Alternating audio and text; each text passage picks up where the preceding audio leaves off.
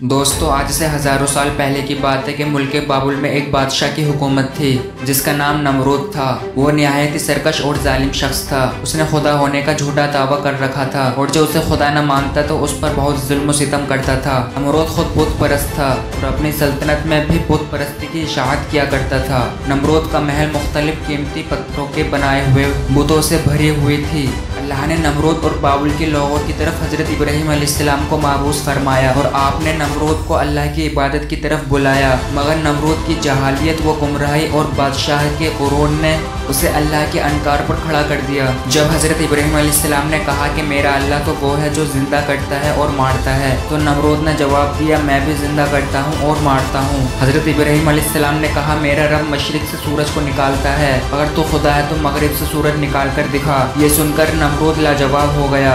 नमरूद ने गुस्से में ये हुक्म दिया, इब्राहीम को बतौर सजा आग में डाला जाए। लिहाजा बाबुल के लोगों ने एक खास मुकाम पर लकड़ियाँ जमा करना शुरू कर दिया। जब लकड़ियाँ जमा हो गई तो नमरूद के हुक्म से उसके कारकुनों ने उन लकड़ियों में आग लगा दी, जिसकी हरारत इतनी ज्यादा थी कि कोई इसके करीब भी न जा पाता था। जब हजरत इब्राहीम अलैहिस्सलाम को उस जलती हुई आग में डाला गया तो अल्लाह के हुक्म से वो आग ठंडी हो गई। जब नमरूद को यकीन हुआ कि आग इब्राहीम अलैहिस्सलाम को कुछ भी नहीं बिगाड़ सकती तो उसने आग को आजाद कर दिया, मगर नमरूद और अहले बाबुल उस मौजज़े के बाद भी अल्लाह और उसके पैगम्बर ईमान न लाए। इसके बरखिलाफ नमरूद ने बाबुल में एक अजीम मीनार बनवाने का हुक्म दिया, जिसके जरिए वो इब्राहीम के खुदा से मुकाबला कर सके। इस नमरूद ने यह हुक्म दिया कि इस मीनार को इतनी बुलंदी तक तामीर किया जाए कि बादलों तक पहुंच जाए, ताकि वो आसमान के खुदा से जंग करके उसकी सल्तनत को फतह कर ले। जब ये मीनार तामीर हुआ और बादलों को छूने लगी तो नमरूद उस पर चढ़कर खुदाई का दावा करता था और आसमान की तरफ देखकर खुदा को ललकारता था और लोगों से कहता, आसमान का खुदा कुछ जवाब नहीं दे रहा है क्योंकि वो मेरा मुकाबला नहीं कर सकता। लिहाजा ये देखकर नमरूद को पूछने वालों की तादाद में और तेजी से इजाफा हो रहा था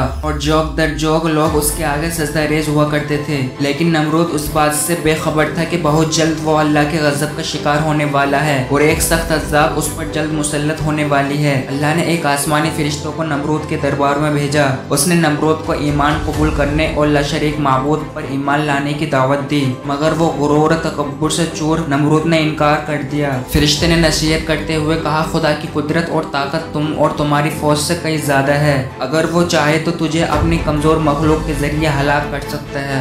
लिहाजा नमरूद ने खुदा से मुकाबला करने का तकाजा किया। फरिश्ते ने नमरूद को 3 दिन की मोहलत दी, जिसमें उसने अपनी तमाम लश्कर को जमा कर लिया और पूरी ताकत व कुव्वत के साथ जंग के लिए तैयार हो गया। तीसरे दिन की सुबह अल्लाह ने मच्छरों का एक बड़ा लश्कर भेजा जो तादाद में इतनी ज्यादा थे कि सूरज की रोशनी नजर नहीं आती थी।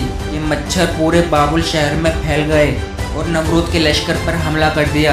मच्छरों ने लश्करों के सिपाहियों के खून चूसने और गोश्त चाट गए। उन लोगों की सिर्फ हड्डियां बाकी रह गई। एक मच्छर नमरूद की नाक में दाखिल हो गया और नाक के रास्ते दिमाग में घुस गया और मग़ज़ खाने लगा। दर्द की शिद्दत से नमरूद पागल होने लगा।